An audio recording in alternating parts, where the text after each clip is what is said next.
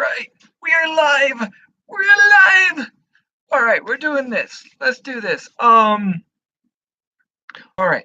So tonight is the going home show for Impact Wrestling, and then Sunday is Rebellion. Rebellion. What are we rebelling against? The Impact haters. Yes, that's a good point. We are rebelling against the Impact haters and the Impact trolls and the Impact naysayers and the Impact bitches. What's up, Logan? Thank you for being my first viewer. All right, so we got a monumental night tonight. So much is planned behind the scenes, so much is going on behind the scenes. But what we know from the card so far is what I'm going to be listing right now. Here we go. I'm going to start easy to top. All right, so a match we have tonight is Killer Kross versus Willie Mack. Now, here's a fun thing about this. They have never fought. They have never faced. Not even Lucha Underground. They did not do anything. Wait. I might have to go back. I didn't fully watch season 4. What's up, Coleman? Another negative comment. Fantastic. Anyways, so Killer Kross versus Mack. I will be answering any questions you have after I run down the code. And so keep your questions up and I'll read every comment, even the negative ones. So Killer Kross versus Willie Mack. Willie Mack is a spectacular athlete. He is fast, angelic, or athletic, and Killer Kross is strong style and a beast of a man. So this is going to be a very interesting class of styles. And the reason we're having this match is because Killer Kross is putting little ideas in Willie Mack's head, which is understandable. Every time he gets knocked out, Rich is scapegoat free. Every time he does something, he's the one getting attacked for it. So he's not wrong, but Willie Mack is done with the bullshit. So that's gonna be a fun match. I'm really looking forward to that one. My dude, my bro, my hero. I don't know if I should say hero, but Ace Austin is in action. He called out Aiden Prince last week because apparently he did something 2 weeks ago, and Ace has not forgiven him yet. What's up, Jared?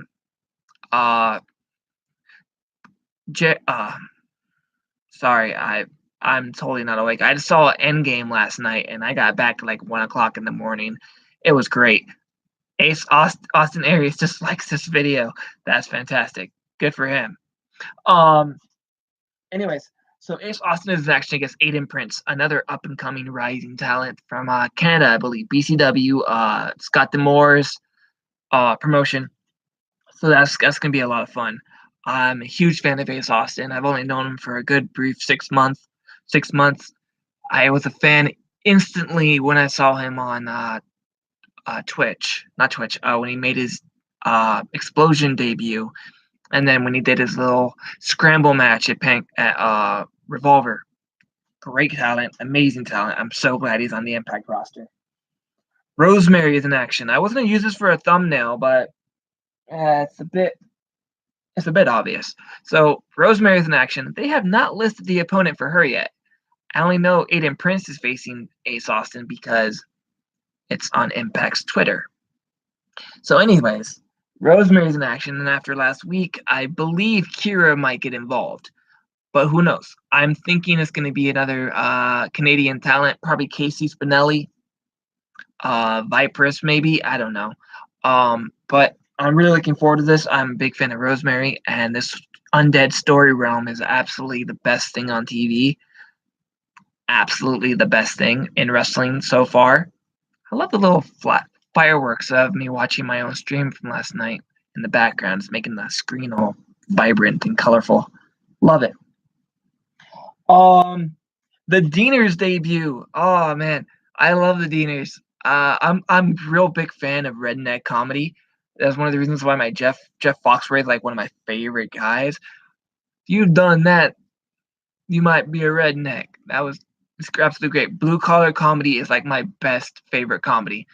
I love redneck white trash humor, and I'm not calling them white trash at all. These guys are amazing and funny and great, add a little life to the promotion. So I'm glad they're on there, and I'm wondering who they're gonna fight. I'm thinking since it's BCW, it might be Heavenly Bodies or another Canadian talent. So I'm very excited to see where this is gonna go. It might be the Desi Hit Squad again. So I'm really excited for the Deaners, and they're going to bring a lot of life to the promotion. A lot of people are going to be like, oh, these guys are great. These guys are funny. Cody Deaner was an Impact 10 years ago, and he did the whole redneck persona. And it was back then, it was more of a stereotype thing because that was allowed on TV. So he played the whole inbred cousin thing. And it was, today people wouldn't understand it, but I still found it hilarious. Like they did the whole chalkboard thing, and then they listed all their own rules for their match. It was great. The whole I think it was the Disco Inferno point system where like every time you hit someone with a chair, you get a point. But this was their version. I think you can find it on GWN Network or on YouTube somewhere. But it was great. I love the Daners. And now we're at the main event. LAX and Cage versus Lucha Brothers and Johnny Impact. This is going to be fun. They have all 6 of these guys have everything in common, have so much history, have everything to gain and to aspire. And what's on the line tonight is momentum. Anyone who wins this match is going to have full momentum in the pay-per-view to come. Speaking of the pay-per-view, now that I'm done listening there. Oh, wait, no, I didn't. Rich Swann goes to the OVE compound. We have only seen the OVE compound. Oh, wait, no. We have not seen it. I have seen it, though, because I watched Dave Chris' Twitch channel once, and they watched Goofy Movie on Twitch. It was great. But we didn't see the whole backdrop or anything. We just saw like the living room and his office, and it was great. So this is going to be somewhat like the Hardy compound sort of thing, and it's going to be fantastic because those broken episodes were fantastic. And OVE is going to get some answers and revenge and everything else, so it's great. That's the match I have tonight. I will be doing a video tomorrow. I'll be writing down the card for Rebellion because I'm pretty sure all the matches will be announced before Sunday. Maybe Sunday. You know what? Sunday I'll be doing it. That way I can hype it up a little bit more because then everything will be solid. Everything will be announced. Saturday I have a job fair to go to. But I digress. That's it for tonight. I am going to read the comments now, so if you are still in the room, I will be reading them all. Logan Dial, checking in. Awesome. Logan Dial, making no sense to hate Impact. We need Impact to succeed. Thank you. See, here's the thing. People want Impact to succeed, but they're not willing to give them money to make it succeed. It's a give. It's not a give-take relationship. It's a give and give relationship. I know some people can't afford it, but people are saying, "Oh, I'm not paying that $40 because it's not worth it." So if you see Impact out the door in the next few weeks, you're halfway to blame. Sorry, Coleman, it's the truth. The pay-per-view ain't worth $40. That is a bullshit lie, and I'm calling you out on that. I respect your opinion, I respect your thing, but I have a reputation of speaking the truth, and I'm gonna tell you one thing: Gail Kim versus Tessa Blanchard is a bona fide $40 match. That is a historic, prestigious match, and that is worth $40 alone. You will go to an event. I would go to an indie event and pay $40 just to see that match.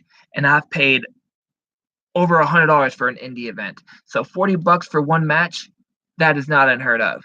And that match is guaranteed to be an instant classic. And it's definitely worth $40 just itself. I would pay $40 to see that match. If it was just that match on the card, I'd be totally okay with it. Logan Dow, both understand underrated guys. Killer Kross started to come into his own. I love how Killer Kross is becoming something different than what he is on other promotions. You see him as this ruthless badass that just obliterates everyone. But this new character persona, it has this sort of mental sociopathic kind of vibe to it. Like he gets in people's heads. It's not about brute force and violence. It's more of cerebral mindfuck. I love it. Jared Woods, what's up? Austin Aries dislikes this video. You can go shove it too. Tessa Blanchard is a spoiled brat. 50%. I don't like entitled people. Logan Dial, they have been putting too many random matches. What's wrong with random matches? Not everything needs a build.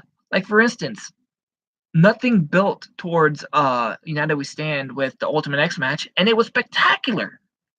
6 random dudes just fighting for the X. It was amazing. Random matches are awesome. Not everything needs a story. The 4-way match, Slammiversary 2018, with Johnny Impact, Petey Williams, Fenix, and the Bone Soldier Ishimori. That was a random match, and it was the best match of the night. So I don't know why people hate random matches. My bad. I just assume he dislikes everything. Who knows? He may have disliked it because he has not him on the thumbnail. Well, the roster is fluid. They are trying to figure out what combo works for them with Ring of Honor, MOW, AEW, and W All Talent Hunting. It makes Impact a rough place. Actually, no. Everyone else is fighting, but Impact is like, you know what? We're here. We're not fighting over any talents. They're signing people that are unheard of, that are making a name, that aren't buzzing on the roster. So that's one thing AEW is doing. They're signing all these high indie talents that have name value, so they're not really growing any talents of their own. Impact is taking talents that have no name value, that are just experienced high-class athletes, and then grooming them into somebody. AEW is not doing that. They're taking AC Romero. They're taking Joey Janela that already has a name for himself. They're already taking the indie talents that have already made names. The only one I haven't seen is the people they just signed was Private Party or Private something. Private Party, I think. I had never heard of them. So they have no name value to me, and I'm experienced. See, with all the politics aside and AEW and everything else, the only thing that has me interested in that promotion right now is the talent. The talent is intriguing. The matchups that could happen, the matchup that might happen. Anything that has Jimmy Havoc on it has my view. Anything that has Joey Janela on it has my view. If they sign Joey Ryan, they will definitely have my view. They have Ali, definitely has my view. All the politics and all the bullshit and all the, hey, we sign anyone with disabilities and no legs and everything else, fine. But I'm there for wrestling. And I'm not going to get 100% behind it until I actually see something. But if they go on TV, I'll give it a couple views. I don't know if I'll watch it religiously like Impact, but if I see something like Jimmy Havoc versus Joey Janela in a death match, they'll get my view. Plain and simple. Casey is one of the brides, right? No idea. Random matches don't draw an audience. Creativity and character development does. I beg to differ. This is awesome chant got chanted at Slammiversary. This is Impact got chanted at Slammiversary, the first match of the night. Random matches equal buzz, opportunity, and eyes. Depends on the random talent, depends on the random match. Random matches are a good opener because it doesn't involve story, it doesn't involve focus, it doesn't involve anything. Will they need to figure out what characters will actually be there?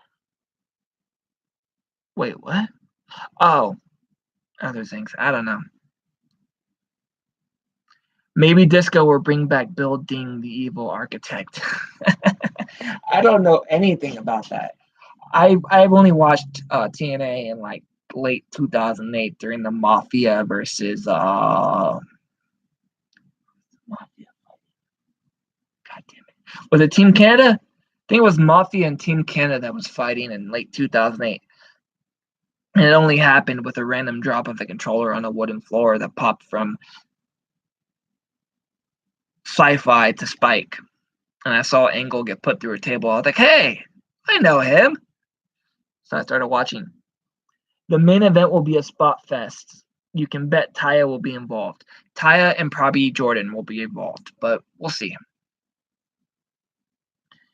Another Coolman comment. Last year, Impact was doing creativity and character development, and now it's just random matches.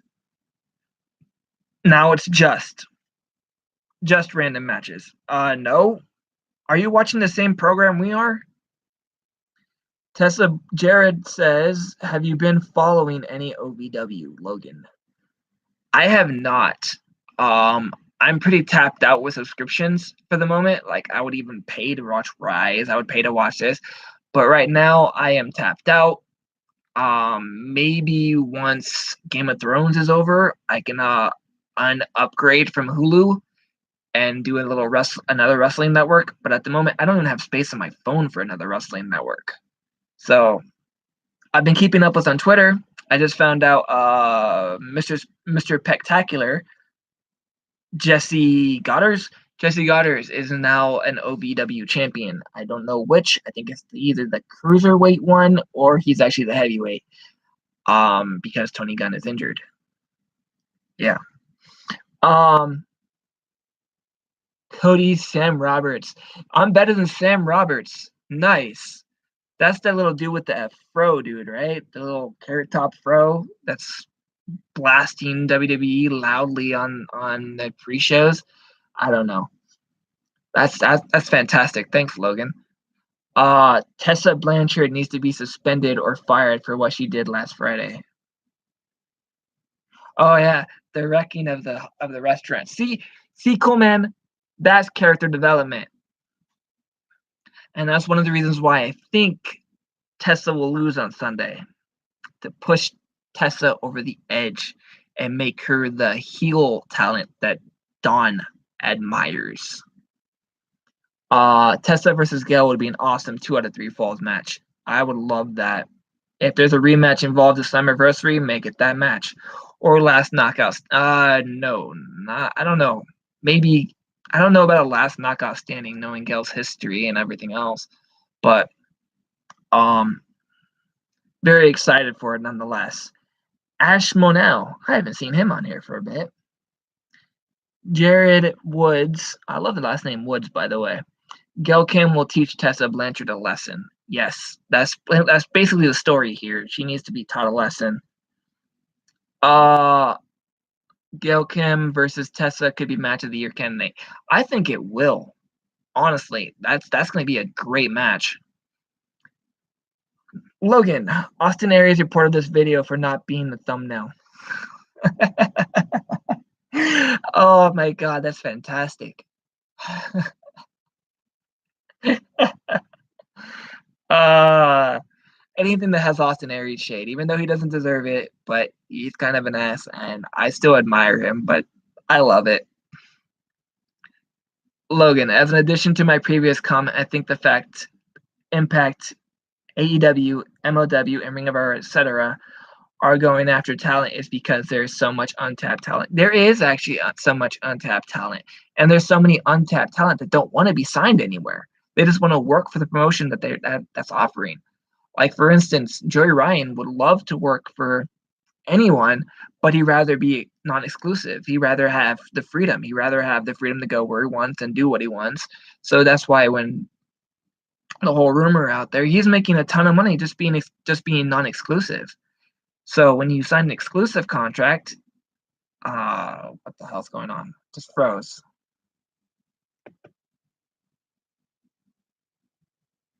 Did my Wi-Fi go out? Oh, just froze. Okay. But yeah, that's the thing with the whole thing.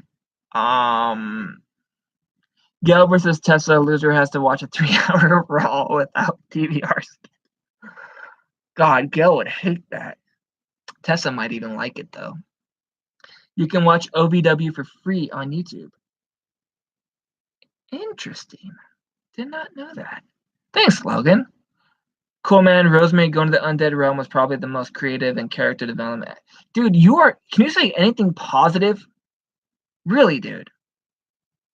You're becoming one of those trolls on YouTube that just troll. Do I have a resident troll now? Do I have my own resident troll on YouTube? You used to be really awesome. You used to be really great. Now it's just negative comment after negative comment, man. What's up? What's going on? Are you pulling an Anir? Just an instant 360 going back to hate? Tessa and Gordon Rasby versus Gail and Rob. Ha! Huh. It actually has a nice ring to it. Tessa needs to win. She can't lose. I think she's going to lose, to be honest. To push her over the edge. Because every time she loses, her character gets better and better and better. And right now, she's good in the ring. But her character profile and her character-wise, it's still a little needs for improvement. I am also enjoyed the Tessa segment, doing those type of segments, add more fuel to rivalries. See, there's a positive comment. Thank you, Coleman. Jared, are you excited about Rob Van? Oh yes, I'm very excited. Rob Van Dam, huge fan of him. I've admired him for way too long. I've seen him in his ECW career. I saw him in his WWE career, and I followed him all the way through his Impact career.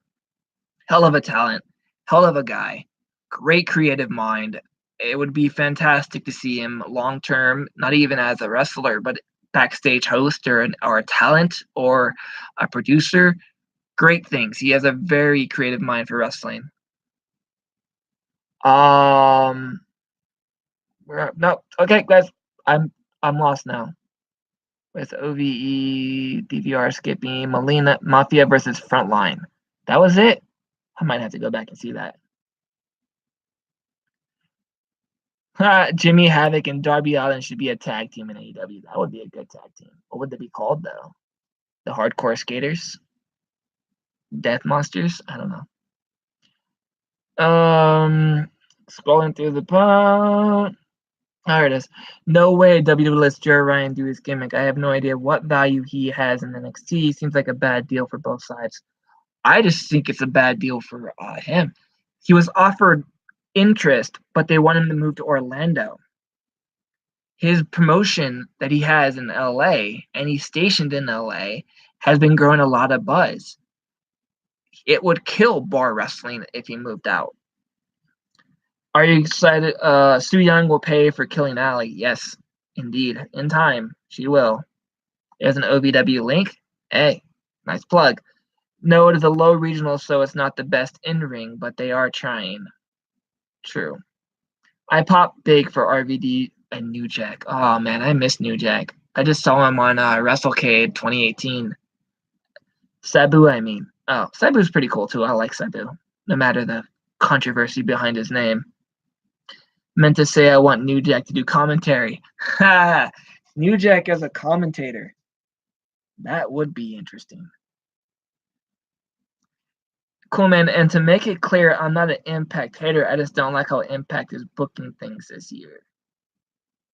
I have no problem with it. They're booking everything strong, better than all the other promotions that hate him for it. Would it be awesome to see Rhino return to Impact? It might. He probably will be in Philadelphia. I'm pretty sure some old past ECW guys will be running through. Do you remember when Booker T has the accent in Impact? I remember him being in Impact. I don't remember an accent. Well, that was a very informative chat. Anything else? Had the accent. What accent did he have? I remember him being in Impact, but I thought it was just his voice. Huh. I may have to go back for that. Go back and check that out. All right, guys. It's 4:55. 2 hours for Impact, and then I think it's already going on in UK, right? Watching in UK. Alrighty then. I will be doing another video on Sunday. probably mid-afternoon. What's the best timeline for this? I'm thinking same time, 3, maybe. It's important to add creativity and character development to your rivalries because it makes them memorable. Exactly what they're doing. Scott Stanner says this team has 33.1% chance of winning. 33.1/3 chance of winning. Big Papa Pump is your hookup. I wish you would promote my channel a bit more, or promote it in general. All right then, guys. That's. Oh, did you guys see the Gail Kim video? Apparently, it wasn't. It was on Twitch for a minute, and then it's on the actual Twitter account of Impact. Pretty cool. She did a perfect pitch. Pretty solid work, even though she was a baseball athlete as well. So that's the end of my video. Is there anything news going on right now?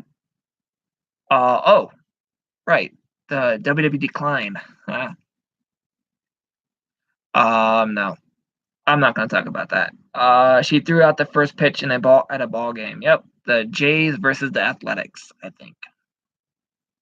Dead center. Yeah, dead center. It was a pop fly, and it was dead center.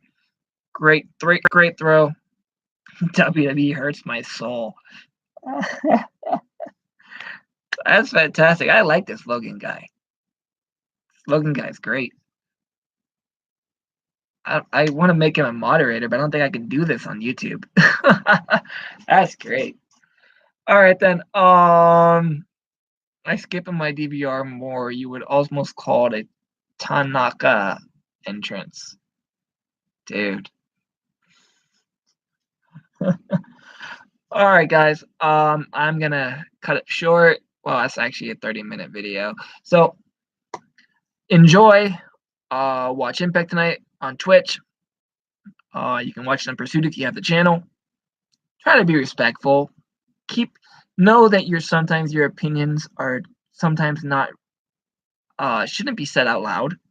You got to keep some of those opinions in your head. And then people get pissed off that they're blocked from the talent they're opinionating, so it's kind of weird. If you keep hate off your timeline and if you keep hate out of your mouth, you won't get blocked by that said superstar. Well, anyways, that's what I got to say. That's the end of my video. I said that like 5 times already. I am very tired. Very, very tired. Oh, and if you have time, go see Endgame. It was fantastic. Absolutely incredible. But another fun thing, did you know that Game of Thrones and Rebellion is on the same night? Amazing. I skip Shibata headbutt like the like button. Sub to continue. Sub to Cody. Oh man, I like Shibata. Such a great voice. Austin Aries hated Endgame. Criticism is important, Cody. Criticism is important, but criticism can also turn to hate. There's many ways to criticize, but the people that criticize are actually preaching their hate about it. There's many ways. You want to know the difference between criticize and hate? Oh my God, that was stupid. They shouldn't have done that. People say that's criticism. No. Criticism in the other term would be, oh, why did they do that? They could have done that a little bit better. Here's what I would have done and everything else. That's criticism. But openly saying, oh, that was stupid. Once you say stupid, lame, stupid, crazy, anything that has an insult in it is officially hate. Criticism is a worded out review. What people do on YouTube is reviews and criticize. What you post on Twitter and underneath comments, oh, that was stupid. That's the worst thing I've seen. This is what they should have done. That's not criticism. That is hate. You saying they haven't been creative and haven't built any talent is not criticism. That's hate. Know the difference. Everyone wants to be an analyst and a critic, but they don't want to step up to the role that actually qualifies as an analyst or a critic. I think Impact, Cyrus and Noir have done excellent with what they have. Here's facts. You know what? Here's facts. I'm going to drop some facts on you guys. Since 2017, we were stuck in the Impact Zone with 3 former officials. The Hogan era never got out of the Impact Zone once in 2014. Then it was the Jarrett era that brought in partnerships but stayed in the Impact Zone. Then it was the Corgan era. All 3 of those guys couldn't do what Anthem has done in the past 2 years. 120 countries, 35 plus partnerships, 3 plus developmental territories, on monthly online Twitch shows, monthly special event shows that aren't actually showcasing Impact talent, but they're showcasing other promotions too. Best product of the week, best show of the week, everything Anthem has done, no one could have done it better. And to say that, oh, they're bringing Impact down, no, they're rising it up. Scott D'Amore even said they turned a profit last year. So now they're going to look for managing and marketing and look for commercializing. Go to the markets and commercialize it. So I wouldn't be surprised if they see some Impact commercials on TV. Scott D'Amore said they've turned a profit. They're getting revenue.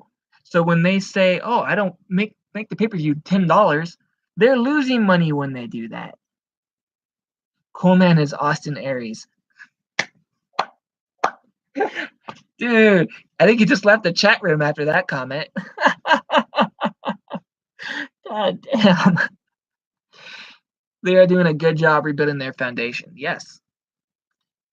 Jared, which one? Falaba needs to win title and Impact. Yes, I would love to see Falaba carry the World title. He's a great talent. I've admired him. I like his talent. I like his skills. He was this close to doing it. Even Austin Aries was surprised. Or should I say Coolman was surprised. All right then. But I will be doing a video on Sunday. And then I will be doing another reading the comments video either Monday most likely. Monday before the replay on Twitch. I think that's the best time. Falaba would be a good TV champ if they still had a secondary title. He'd be a good X Division champ too. Have you seen him fly through the ropes? Have you seen how fast he moves? He'd be a good X Division champ too. All right, that's enough. Peace, enjoy, like, tweet, share, subscribe, comment. You get a heart, you get a like. I am CVE on Twitter. This is my channel, A Glimpse Into My Mind, where I give you full access. Not many people get that, so that's actually kind of a privilege. But anyways, do you love? Do you hate? Ha, Willow, nice. Yeah, I have that mask. I thought about doing a video with it on it once or twice, but I don't have a Willow shirt. Missed opportunity. All right, I'm just gonna read the last 4 ones. I was about to say X-Champ. Yep. After what Austin Aries said at Impact Hall of Fame, he'll never come back.